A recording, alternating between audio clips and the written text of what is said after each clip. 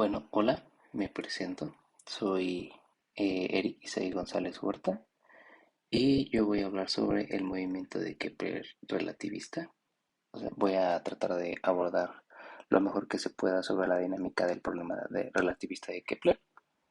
Y pues bueno, prácticamente eh, se va a tratar con el sistema hamiltoniano asociado al hamiltoniano en coordenadas polares, tal que digamos, el hamiltoniano proviene de la corrección dada por la relatividad especial al movimiento del problema de dos cuerpos o por la corrección del primer orden al problema de dos cuerpos que proviene de la relatividad general.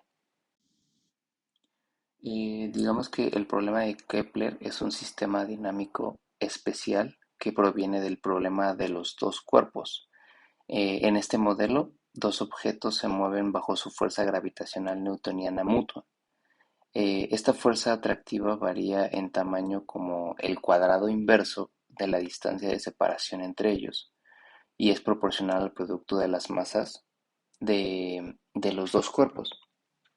Este sistema se utiliza para encontrar la posición y los vectores de velocidad de los dos cuerpos en el momento especificado.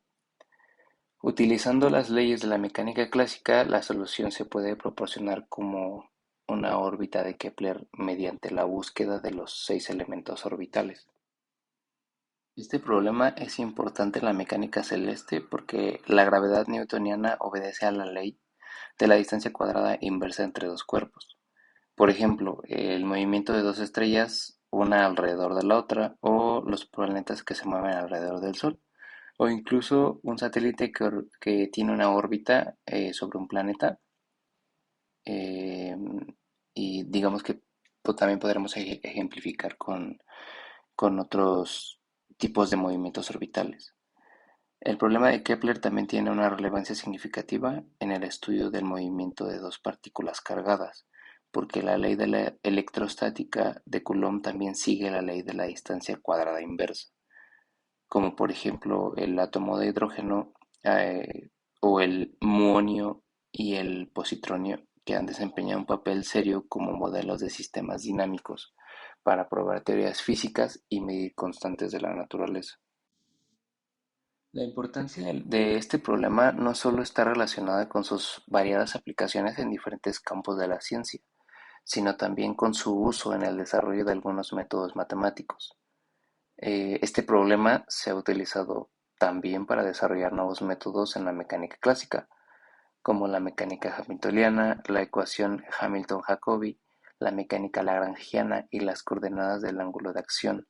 Además, los problemas de Kepler y del oscilador armónico simple son dos de los problemas más fundamentales de la mecánica clásica.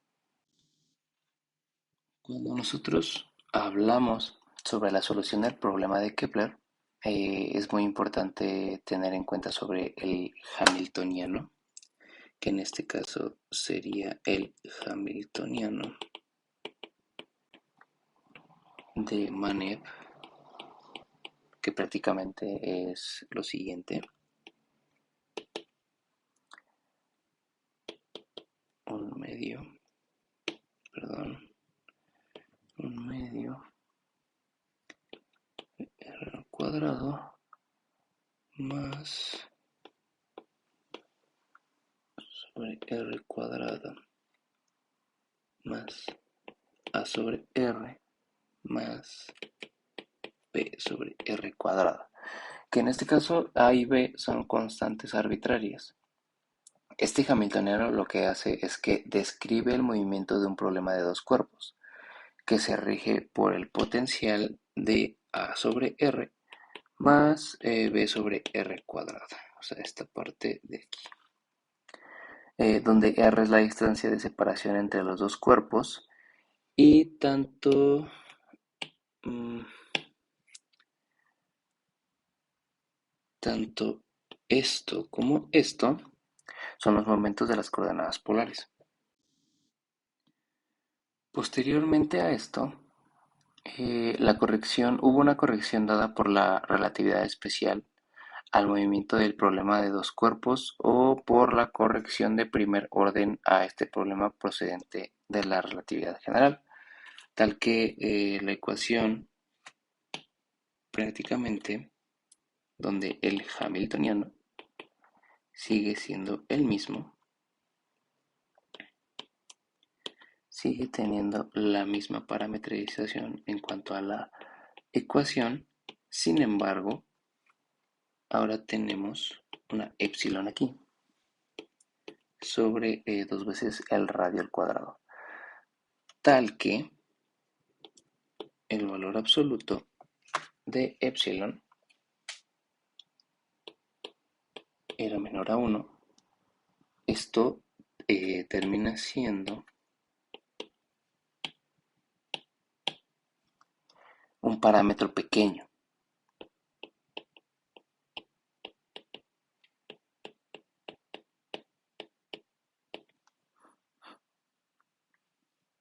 Aunque hay que tener en cuenta que cuando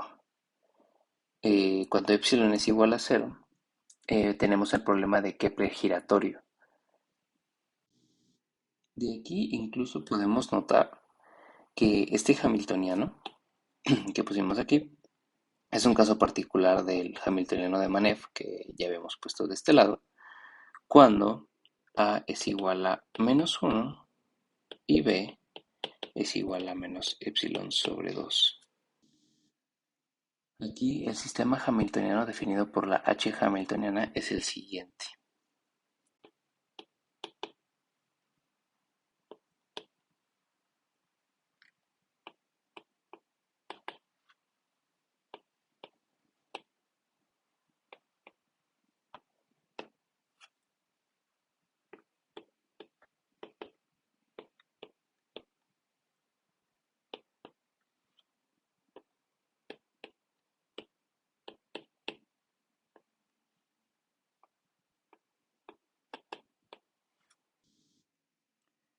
Tal que para una epsilon menor a cero, es decir, una epsilon pequeña, este sistema hamiltoniano tiene el círculo de equilibrios tal que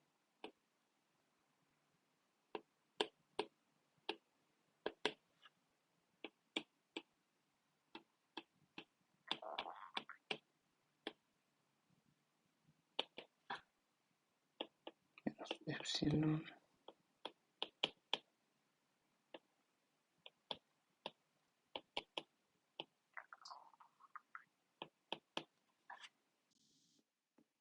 Ahora vamos a hablar un poco sobre la dinámica global.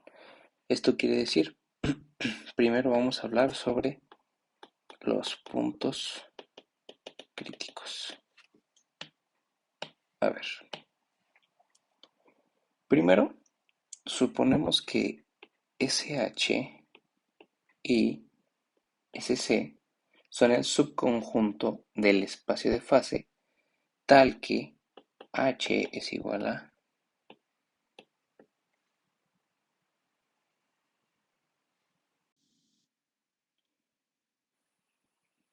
ahora.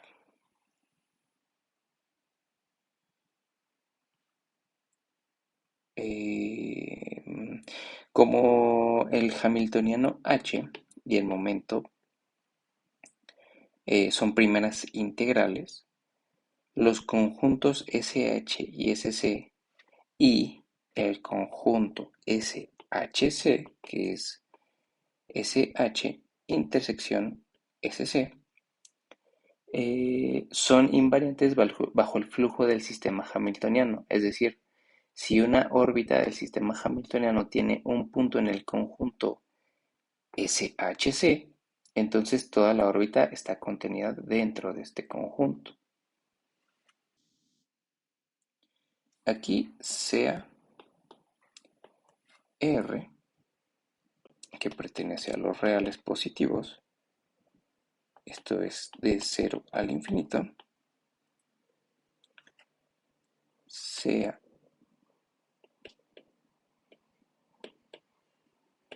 los momentos pertenecen a R cuadrada,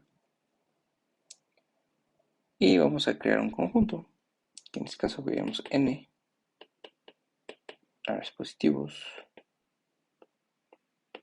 1 y r cuadrado, donde el conjunto SH es igual R, los parámetros y los momentos, tal que están en nuestro N, con H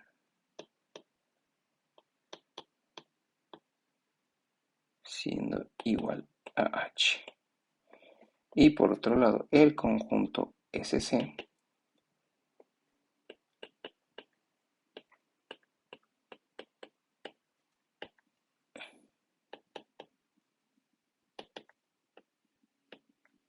tal que el momento es igual a C. En este caso, el conjunto de los puntos críticos de H termina siendo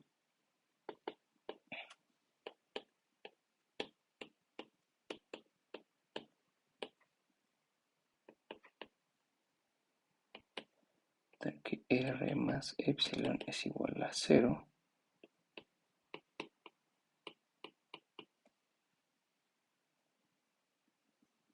como R es mayor a 0, entonces tenemos que el conjunto de los puntos críticos 0 si epsilon es mayor o igual a 0, o nos va a dar menos epsilon si epsilon es menor a 0. Por lo tanto, el valor crítico de H termina siendo un medio de epsilon si epsilon es menor a 0. Ahora vamos a hablar sobre regiones montañosas, es decir, vamos a hacer ahora que n, la misma n que teníamos puesta acá, junto con, vamos a poner r', tal que es el conjunto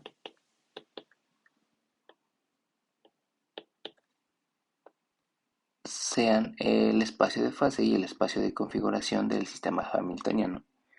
Y también dijimos que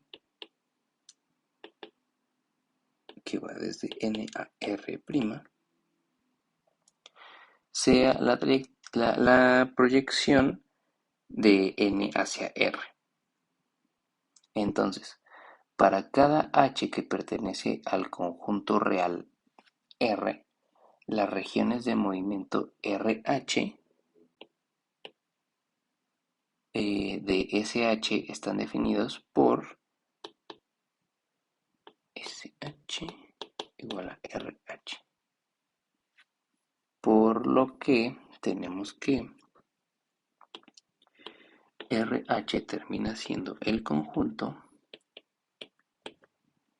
que pertenecen a nuestra R', tal que menos 1 sobre R menos epsilon sobre 2R al cuadrado sea menor o igual a H. Esto es R que pertenece a los reales positivos, tal que 2HR al cuadrado más 2R más epsilon mayor o igual a 0.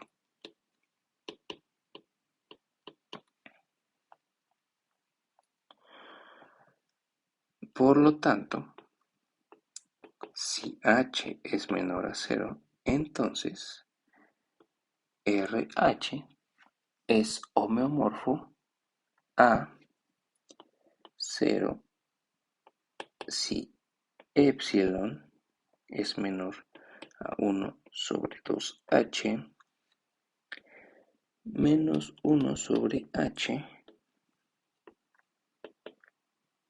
S1 si epsilon es igual a 1 sobre 2H menos 1 menos 1 menos 2h epsilon raíz sobre h 1 más 1 menos 2h epsilon sobre h si 1 sobre 2h es menor a epsilon y epsilon es menor a 0, o 0 menos 1 más 1 menos 2h raíz epsilon sobre h si epsilon es mayor o igual a 0. Pero hay otro caso en el que h sea igual a 0, entonces r termina siendo homeomorfo a menos epsilon sobre 2 hacia el infinito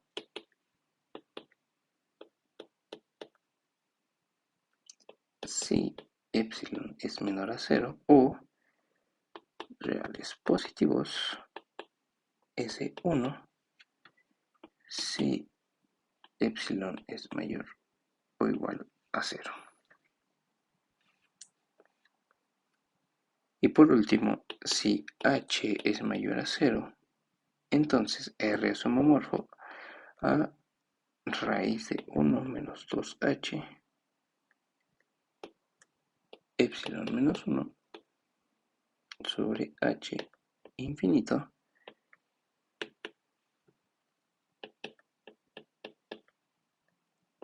si epsilon es menor a 0. O los reales positivos S1 si epsilon es mayor o igual a 0. Ahora, para hablar de los conjuntos, vamos a hablar primero sobre el conjunto SH. Ahora determinamos la topología de los niveles de energía invariante de SH utilizando el hecho de que SH es igual al conjunto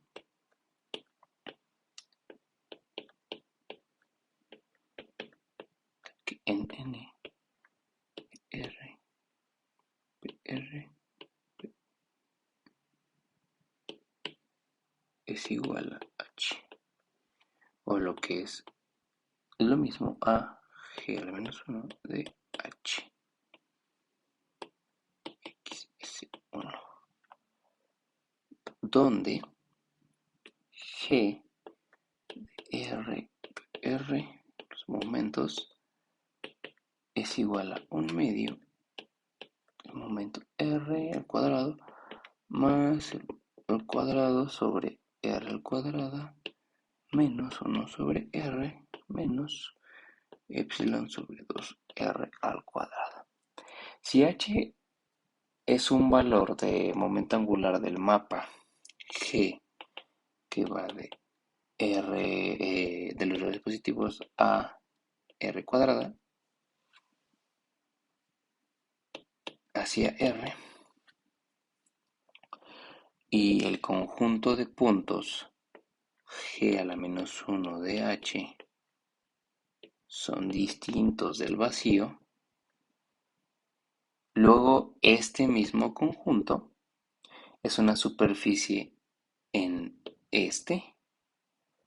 Es por eso que de ahí la intersección de G a la menos 1 de H con R igual a R0, siendo estos una constante, es ya sea una elipse si 1 sobre R0 más epsilon sobre 2R al cuadrado R0 más H es mayor a 0, o termina siendo un punto si 1 sobre R0 más epsilon sobre 2R0 al cuadrado más H es igual a 0. aquí termina siendo una elipse o aquí un punto.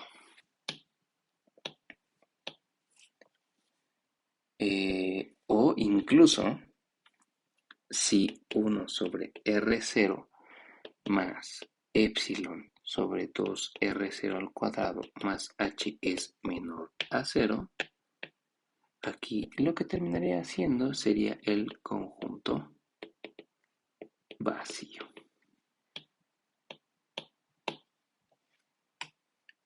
De la definición de los niveles de energía SH obtenemos que SH es igual a la unión RH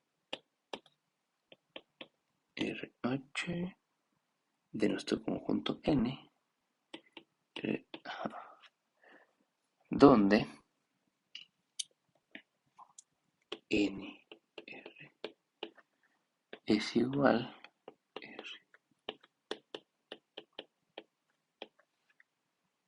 que pertenecen a nuestro N que hemos puesto desde el principio, tal que PR al cuadrado, más los momentos al cuadrado, R cuadrado, igual a 1 sobre 4R, 2HR al cuadrado, más 2R más epsilon.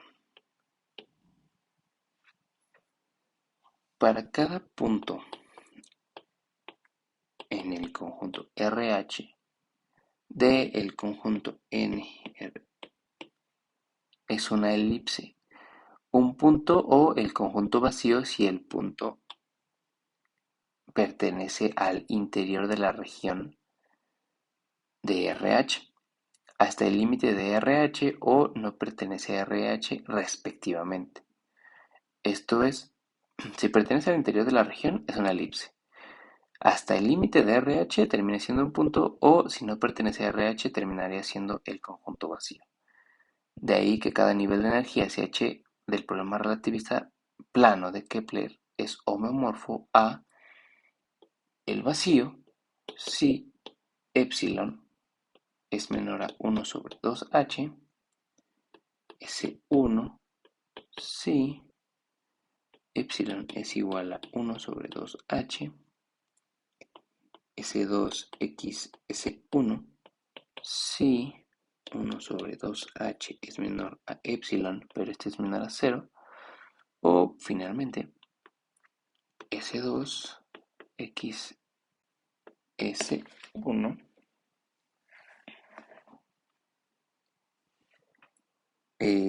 sobre, no, sí, sobre S1 si 0 es menor o igual a epsilon. Ahora, si h es menor a 0, tenemos que S2x S1 S1 si epsilon es menor a 0 o reales positivos x S1 x S1 si epsilon es mayor o igual a 0. Ahora, para hablar de los conjuntos SC, tal que SC es igual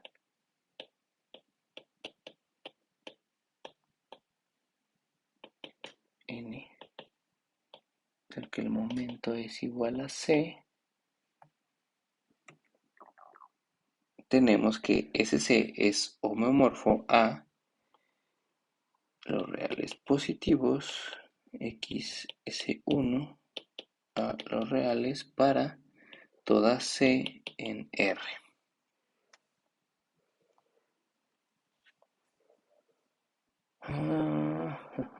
Ahora, podemos evaluar el conjunto de invariantes SH de conocer el conjunto G a la menos, G a la menos 1 de H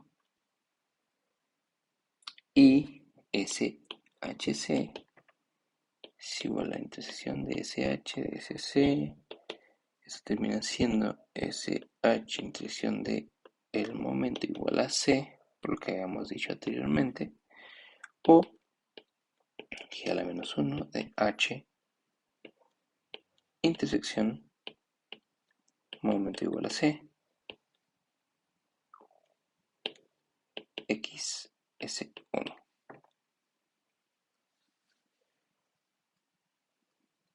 De ahí que la folación de SH por SHC se puede escribir cuando H varía a través de los siguientes casos. Caso 1, H termina siendo menor a 0. Luego, la superficie de G a la menos 1 de H es el plano topológico R cuadrado. Las curvas HC, G a la menos 1 de H, intersección momento igual a C.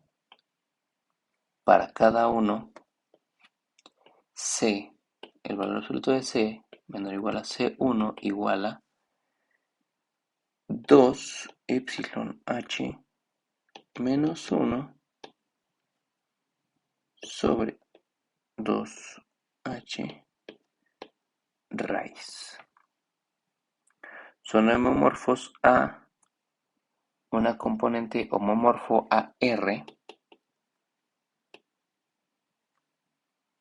si 0 es menor a C, pero este es menor a C2, un componente homomorfo a S1 si C2 es igual a la raíz de epsilon menor al valor absoluto de C menor a C1 y una componente homomorfo a un punto si el valor absoluto de C es igual a C1. La variedad SH es homomorfo a un toro sólido sin su límite. Por lo tanto, podemos encontrar que la dinámica en SH girando alrededor del eje E, tenemos que es una órbita periódica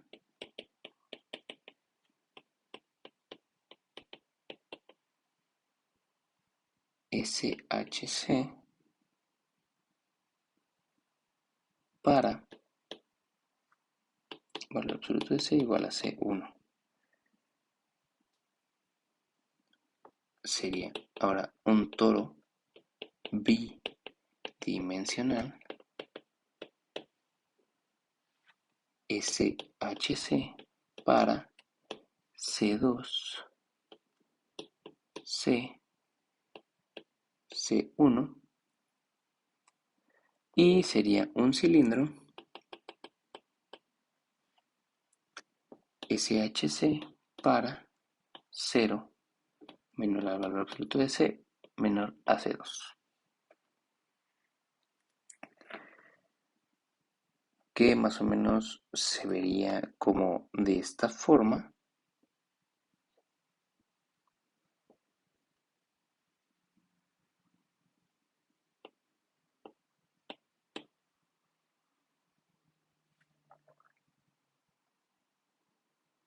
Ahora, para el caso 2, tal que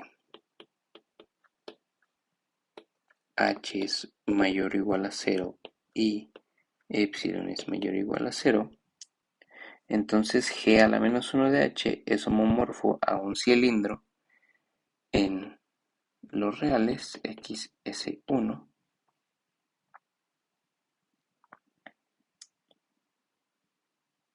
y las curvas estarían formadas por dos componentes, en cada uno de ellos homomorfo a R si C es igual a 0 y una componente homomorfa a R si C es mayor o igual a 0. Que este más o menos sería como una forma así. con los ejes marcados de esta manera.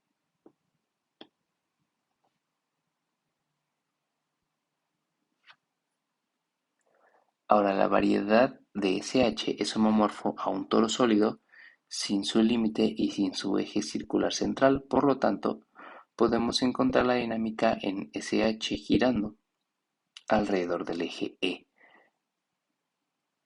De esto obtenemos que es un cilindro SHC, perdón, para cada C en los reales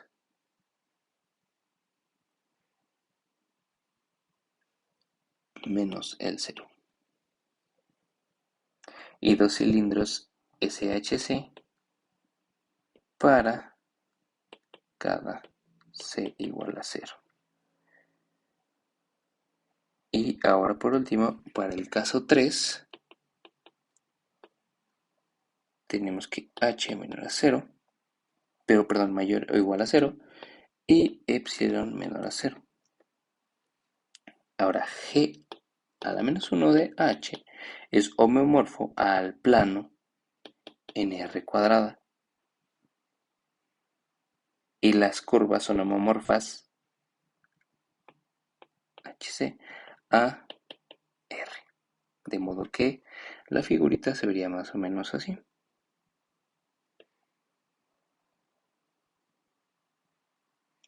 Tal que está en el plano.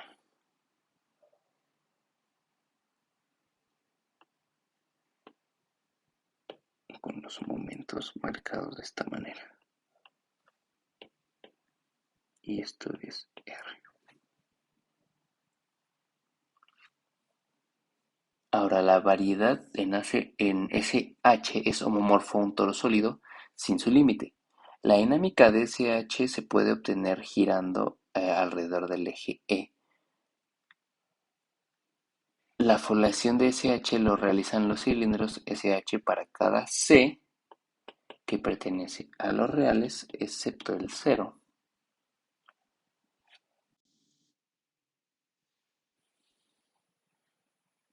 Notemos que aquí este problema se puede, digamos, abordar de diferentes maneras y con diferentes métodos.